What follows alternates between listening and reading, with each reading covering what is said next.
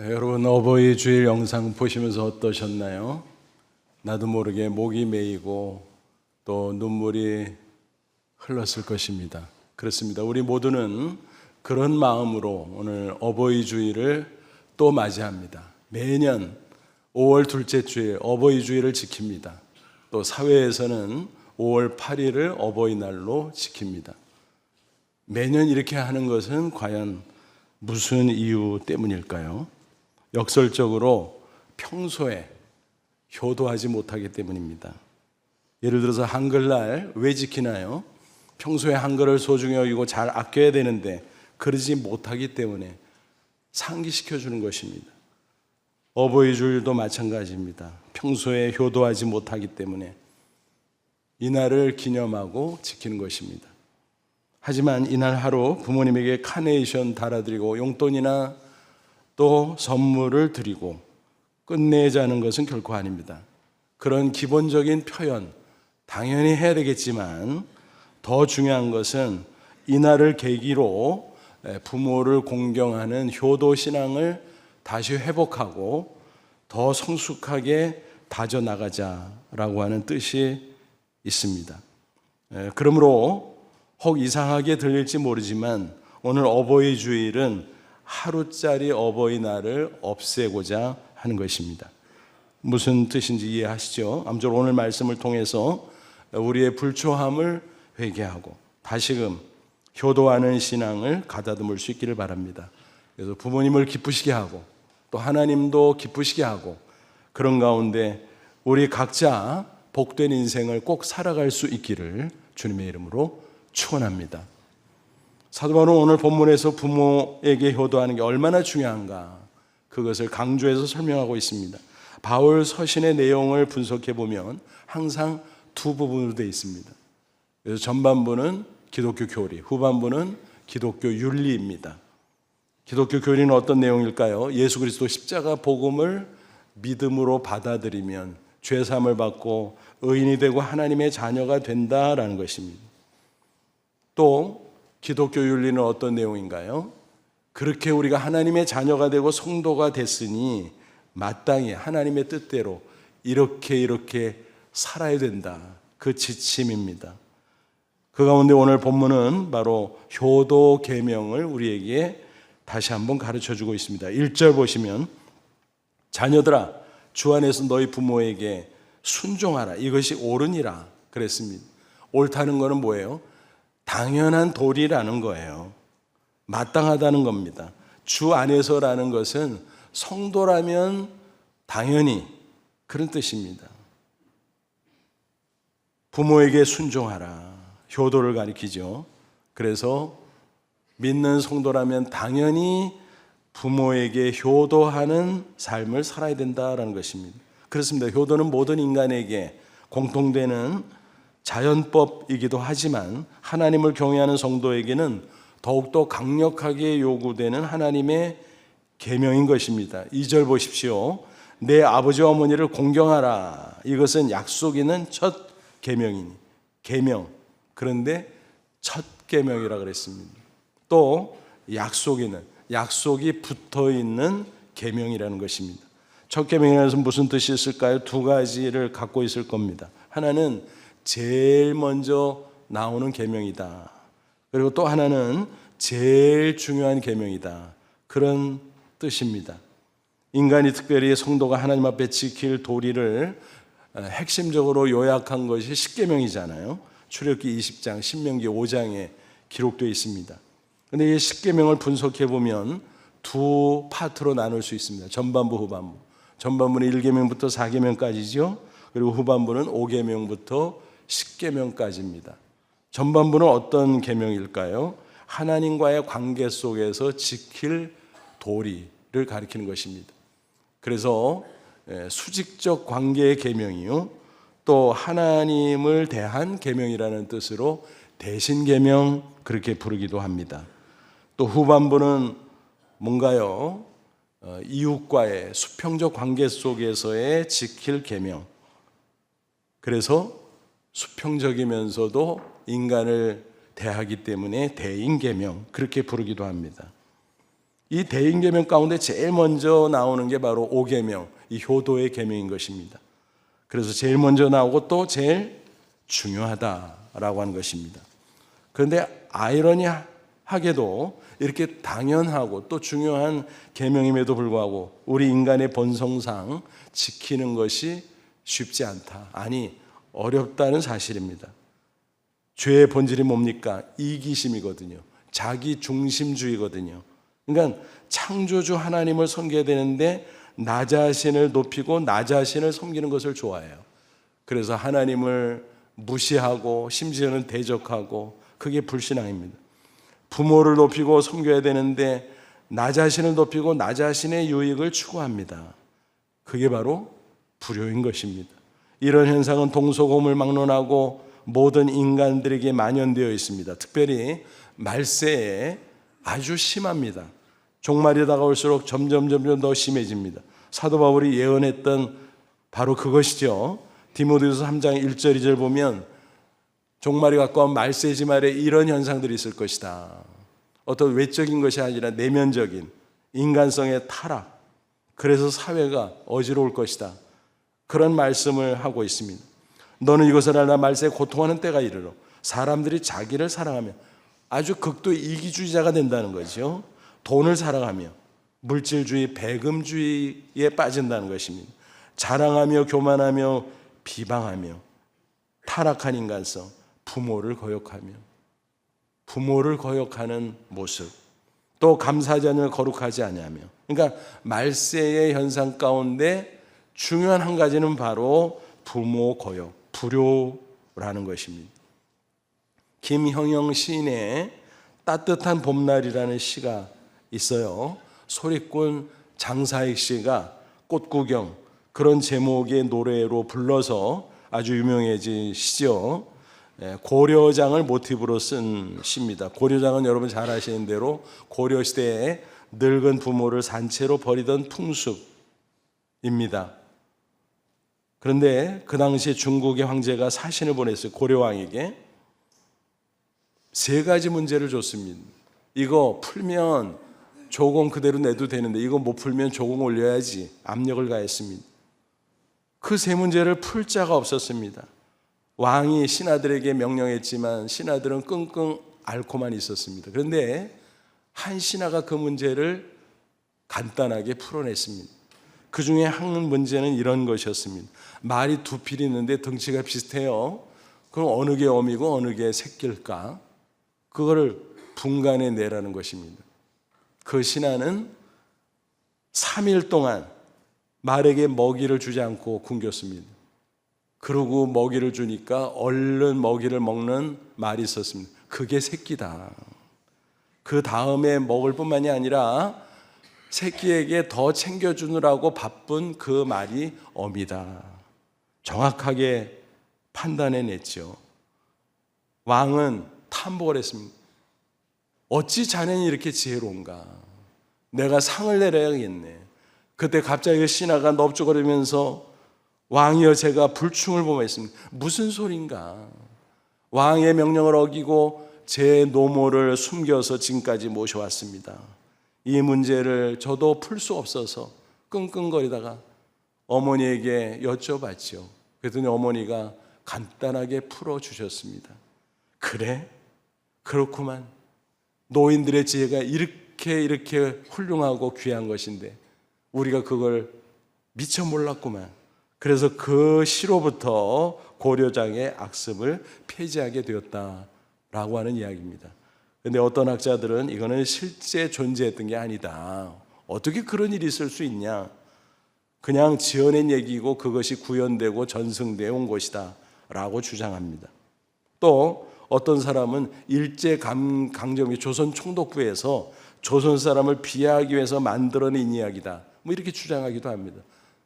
뭐 3가지 중에 어느 게 맞는지 몰라요. 실제 이야기인지 아니면 지어내서 전승된 건지 아니면 일제가 악한 의도로 한 건지 우리는 알 수는 없습니다만 분명한 것은 인간은 죄인으로 얼마든지 그럴 수도 있다는 것입니다. 그 가능성은 얼마든지 있다라는 것입니다. 부모는 자식을 지극히 사랑하지만 자식은 부모를 향해서 효도하기가 너무너무 어렵다는 것은 자명한 것입니다. 이와 같은 고려장을 배경으로 쓴 따뜻한 봄날, 그 시를 소개해 드립니다. 한번 들어보십시오. 어머니 꽃구경 가요.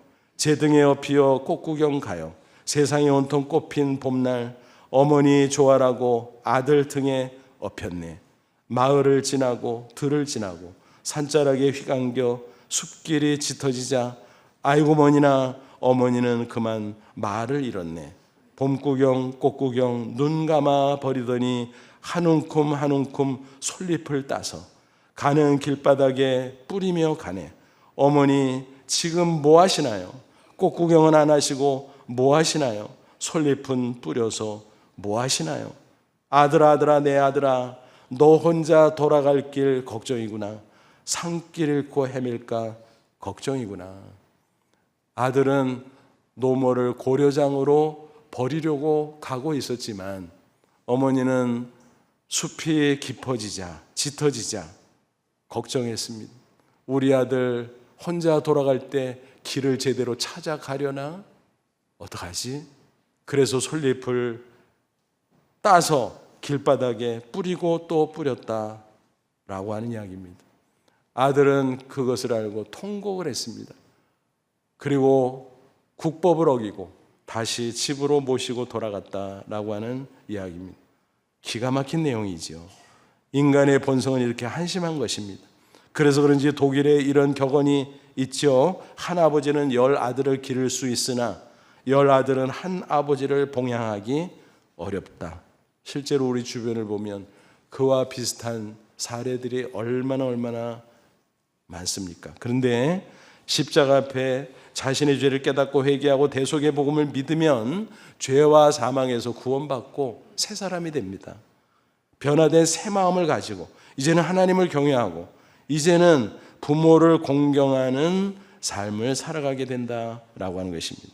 여러분, 이것이 신앙의 모습인 것입니다. 만약 어떤 사람이 나는 하나님을 경외하는 성도야 라고 자처하면서 불신자보다 효도하지 못한다면 그 신앙은 수상합니다.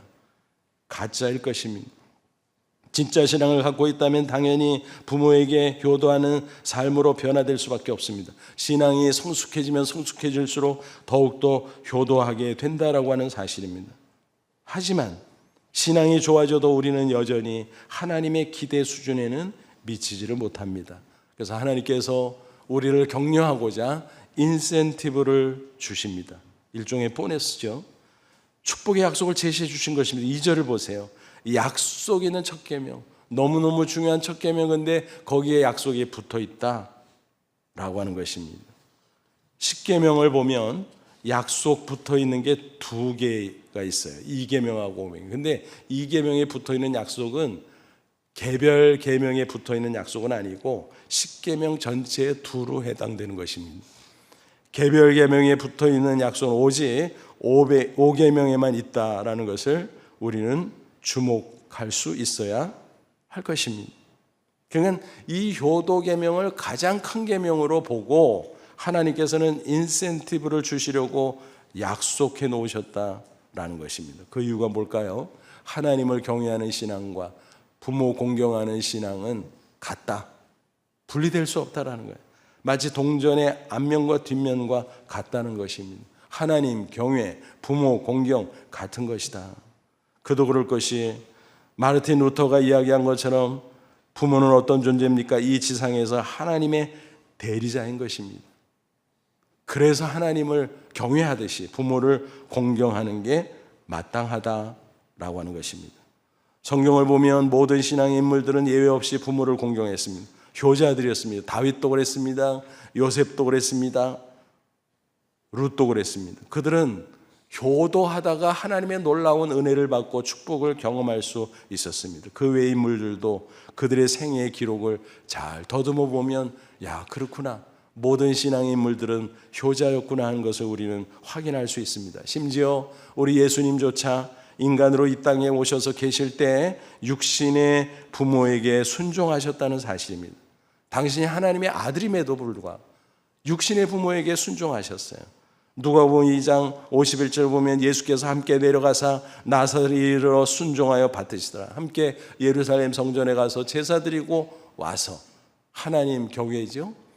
나사렛 집에 돌아가서는 부모에게 순종하여 받으시더라. 봉양했다라는 거죠. 그래서 하나님 경외, 부모 공경은 하나다. 분리할 수 없다라는 것입니다. 그러면 구체적으로 우리는 어떻게 효도할 수 있을까요? 본문 1절, 2절을 다시 보면 거기에 나와 있습니다. 부모에게 순종하라. 부모를 공경하라. 그렇게 말씀하고 있습니다. 여기서 순종하라는 말은 헬라어로 휘파쿠오예요. 휘파쿠오. 이 복합어예요. 두 단어인데 그게 합쳐진 건데, 휘포라는 접두어, 어떤 것, 어떤 대상의 아래에서라는 뜻입니다. 그 다음에 아코라는 동사는 듣다. 그러니까 뭐예요? 상대방 아래서 듣다. 겸손하게 부모님의 말씀을 잘 듣고 지키는 것을 의미합니다. 그게 순종입니다. 또 2절에 공경한다는 말은 뭘까요? 구약성경 히브리어 카베트에서 유래된 단어입니다. 카베트는 어떤 의미가 있는가 하면 인체 가운데 가장 무거운 부위, 간입니다. 간장, 강, 카베트. 그래서 무거움이라는 뜻도 있어요. 뭘까요? 부모를 공경하라는 것은 부모님을 무겁게 여겨라. 중요한 분으로 여겨라. 존중하고 존경하라는 뜻입니다. 그러면 구체적으로 부모에게 순종하고 공경하는 것은 어떤 것들일까요? 우리가 흔히 쓰는 말로 이렇게 바꿔서 생각해 보시죠. 봉양하고 존경하는 것입니다. 봉양은 받들어 모시는 것이죠. 부모님이 나이가 들어가면 하나씩 둘씩 힘이 빠지기 시작해요. 사회적인 지위, 재력 등등 그런 힘들이 빠지는 것입니다.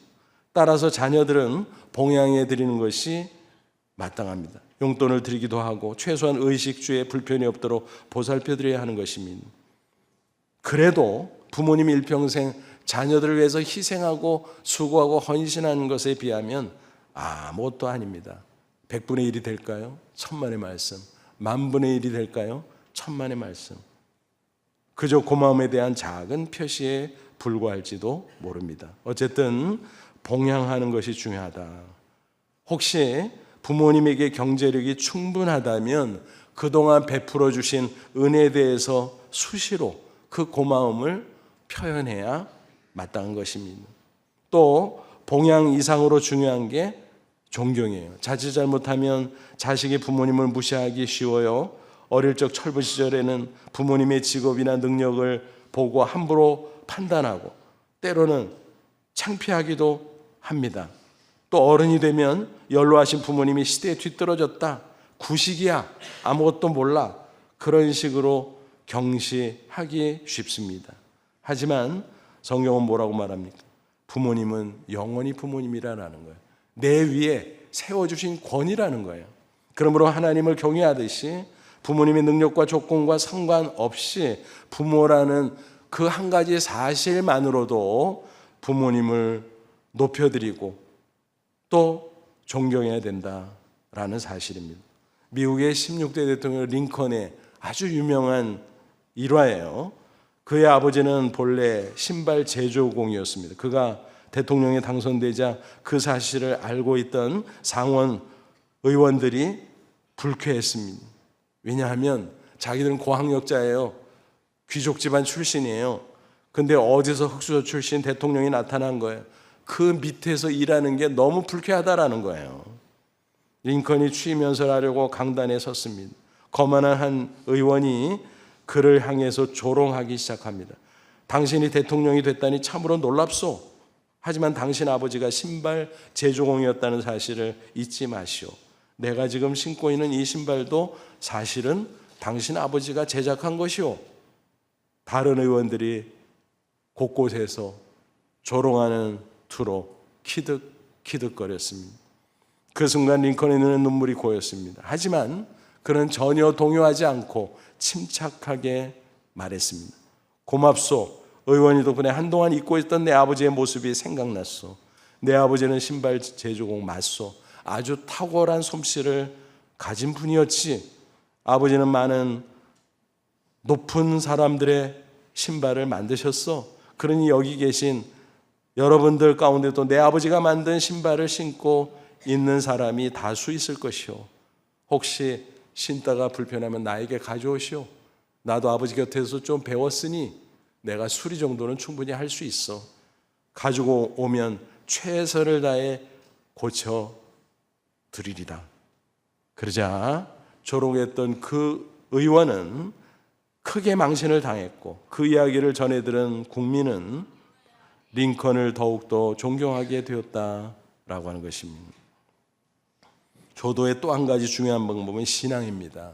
부모님이 신앙이 있다면 그 신앙을 잘 이어받고 부모님 앞에 하나님 앞에 더 바르게 열심히 신앙생활해야 됩니다. 그게 부모님이 기뻐하시는 바입니다. 저도 나이가 점점 들어가니까 자식에 대해서 기대하는 게 분명해져요. 뭔가 아니면 세상에서 출세하고 성공하는 거. 뭐 하면 좋죠. 나쁠 게 뭐 있겠습니까? 그러나 우선순위로 따지면 그보다 더 중요한 게 신앙이에요. 신앙생활 잘하면 그게 제일 기뻐요. 그게 제일 대견한 것입니다. 신앙의 부모님은 다 그렇습니다. 혹시 부모님에게 신앙이 없습니까? 그러면 꼭 전도해야 돼요. 그것도 빠른 시일 내에. 시간이 없습니다. 그래서 예수 십자가 복음을 전해, 그래서 마음을 열 수 있도록 기도하고, 그러면 믿고 구원받고 영생은 얼마나 좋습니까? 천국을 소망. 언제 떠나셔도 마음이 편해요. 천국 가셨으니까. 그리고 천국 가기 전에도 영육간에 남은 여생 평안하게 지내실 수가 있는 것입니다. 이렇게 신앙을 도와드리는 거, 그게 주 안에서 순종하는 거예요. 주 안에서, 신앙 안에서 하라는 거예요. 부모님 순종하라 그랬다고 부모님의 말씀 뭐든지, 심지어는 하나님의 말씀에 대치가 되는 것도, 그것도 따른다? 그건 아니죠.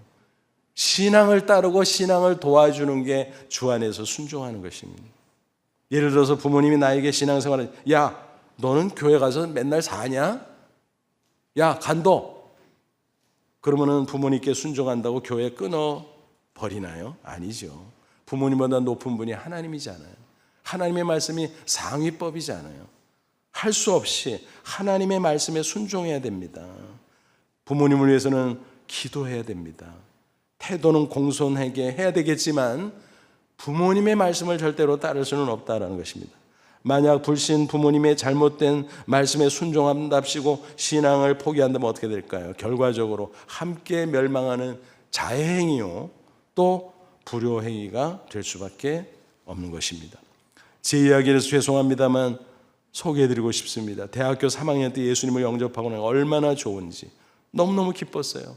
캠퍼스에서 복음을 전하고 또 그룹을 모아서 성경 공부를 가르치고, 제가 뭘 알아서 그렇게 했는지 지금 생각해도 알다가도 모르겠습니다.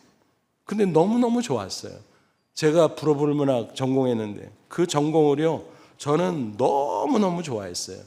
평생 공부하고 평생 이것만 가르치면서 살리라. 근데 성경을 공부하면서 가르치면서 조금씩 변화가 있었어요. 하지만 목사는 아니지. 그러고 있는데 하나님이 말씀을 묵상할 때마다, 기도할 때마다 자꾸 콜링하세요. 야, 너 목사해야지. 너 목사해야지. 제가요? 그걸요? 저는 당연히 거절했습니다. 여러 가지 이유로. 하지만 하나님을 이겨낼 수 있나요? 결국은 하나님 앞에 순복할 수밖에 없었습니다. 그래서 결단했습니다. 대학원을 다니고 있을 때 내 졸업하면 내가 군대 갔다 와서 신학교 가리라 결정하고 집에 선언했습니다. 나 이렇게 할 거예요. 당연히 난리가 났죠. 가족들이 미쳤다며 반대를 넘어서 핍박을 하기 시작하며, 특별히 어머니는 몸 좀 눕다시피 하면서 반대했습니다. 너무너무 고통스러워. 아니, 어머니의 말을 따르면 하나님의 말을 거스리고, 하나님의 말씀을 순종하면 어머니가 날리고, 어떡하나. 날마다 괴로워서 집안에 있지도 못하고 맨날 교회당에 가서 밤을 지새워 기도할 수밖에 없었던 나날이었습니다. 하지만 하나님의 말씀에 순종할 수밖에 없었습니다. 지금 한번 가정해 봅니다. 그때 너무 힘들어서 어머니 말에 그냥 순종해버리고 말았다면 어떤 일이 벌어졌을까? 어쩌면 제가 전공하던 그 분야에서 성공을 했을지도 모르죠. 아니면 하나님이 괘씸하게 여겨서 망하게 했을지도 모르죠. 어쨌든 이러거나 저러거나 결국은 돌고 돌아 하나님 앞에 돌아와 굴복할 수밖에 없었을 텐데, 그러다 보면 어머니의 구원과 가족 구원은 더욱더 멀어지고 말았을 것이다 라고 생각을 해봅니다. 비록 거센 핍박이 있었지만 오히려 하나님이 함께 해주시니까 어머니가 변하고 가족이 한 사람 한 사람 변하게 되었다는 감사한 사실입니다. 2013년 불안 대조 성경을 출간한 일이 있었습니다. 영한 성경 있잖아요. 영어, 한국어 이렇게 나란히. 그것처럼 프랑스어, 한국어. 그리고 밑에 어휘 설명하고 또 문법 설명하고, 그래서 수십 명의 불문과 교수들과 대학원생들이 함께 헌신했어요. 또 물질로 헌신해 준 많은 성도들이 있습니다. 지금도 그때 생각하면 너무 감사하고 있습니다. 지금도 그 책은 또 개정판까지 나와서 아름답게 불어권 선교를 위해 사용되고 있습니다. 그때 불안 대조 성경은 한국 최초야. 그렇다고 교계 신문들이 앞다투어 취재했습니다.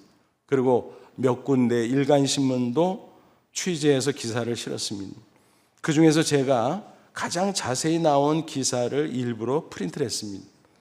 평소에 교회나 제가 교계 신문에 소개될 때 뭐 그거 굳이 어머니한테 보여드리지 않고 그랬는데 그때는 일부러 보여드렸어요.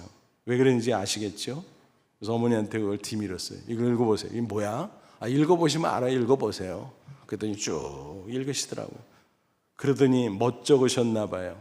예전에 핍박했던 그게 기억이 나서 한마디 딱 하시더라고요. 그래서 하나님이 불문과 거쳐서 목사가 되게 하셨구만. 그 말씀을 듣고 제가 울컥했습니다. 그리고 마음속으로 감사 기도를 드렸습니다. 하나님, 마침내 승리하셨군요. 마침내 승리하셨군요. 여러분, 그런 겁니다. 우리가 하나님의 말씀에 순종하면 다 승리케 해주시는 줄로 믿습니다. 가정에 나만 혼자 믿어도 하나님에게 붙어 있으면 나의 가족들을 다 변화시켜 주실 줄로 믿습니다. 그러므로 부모님에게 신앙생활 하시면 내가 잘 따르고, 신앙생활 안 하시면 전도해서 기도해서 신앙생활 하도록 잘 도와드려야 됩니다. 이게 최고의 효도입니다. 육신적으로 물질적으로 아무리 잘해도 그건 별것도 아니에요. 신앙 도와드리지 못하면 반의 반쪽 효도도 안 되는 것입니다. 이렇게 살펴본 것처럼 효도는 한 인간으로서 성도로서 당연하고 또 당연한 일입니다. 그럼에도 불구하고 하나님께서 인센티브를 주신다고 약속하셨으니 얼마나 감사하고 좋은 일입니까? 3절 보세요. 이로써 내가 잘되고 땅에서 장수하리라. 뭐예요? 형통의 축복을 주시겠다. 장수의 축복을 주시겠다. 그냥 장수가 아니에요. 건강 장수. 여러분, 건강 수명이라는 게 있잖아요. 실제 수명에서 병든 기간은 빼는 거죠. 그게 진짜 건강하게 산 기간이잖아요. 그 건강 수명. 그와 같이 건강 장수의 축복을 주시겠다라는 것입니다. 혹자는 이렇게 반문할, 효자인데 일찍 돌아가시대? 어떤 분은 그런 경우는 여러 가지 복합적인 이유가 있겠죠.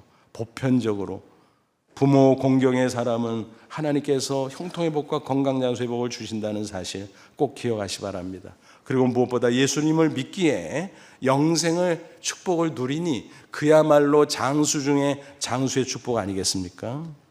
황성주 박사를 기억하시나요? 그는 의학 박사로서 사랑의 병원 원장이고 또 나중에 신학해서 목사가 돼서 교회를 담임하고 있습니다. 또 기업을 세우고 회장으로도 활동하고 있습니다. 그가 쓴 건강 성서학이라는 책이 있어요. 오래전에 나온 책입니다. 거기에 보면 효도를 강조하는 대목이 나와요. 제가 소개해 드릴게요. 효자는 부모에게 원망하지 않고 감사하는 마음으로 살아가기 때문에 생체 기능이 활성화되고 엔돌핀이 많이 분비된다. 당연히 면역 기능이 증대되고 질병이나 스트레스에 대한 저항력이 뛰어나 건강해진다. 반면 부모와 관계가 나쁜 사람 원망과 스트레스로 나약해지고 면역력이 저하되어 병에 걸리기 쉽다. 어떻습니까? 성경 말씀을 구체적으로 풀어놓은 딱 맞는 말이죠. 계명은 본래 의무지만 사실은 가만히 생각해보면 의무는 너무 특권이에요. 지킬수록 우리가 수지 맞는 것입니다. 건강장소의 축복 외에 형통의 축복이 있다 그랬잖아요.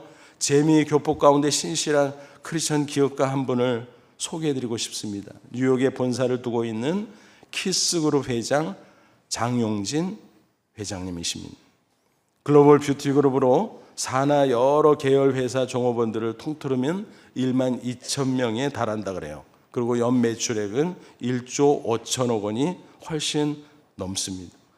미국 동부에서 한인이 오너인 기업 중에서 대표적인 기업이라고 합니다. 그분은 중학교 졸업하면서 미국으로 이민을 갔어요. 너무 가난했어요. 고학을 했습니다. 그래서 대학을 졸업하고 대학원을 졸업하고 20대 후반에 창업을 했습니다.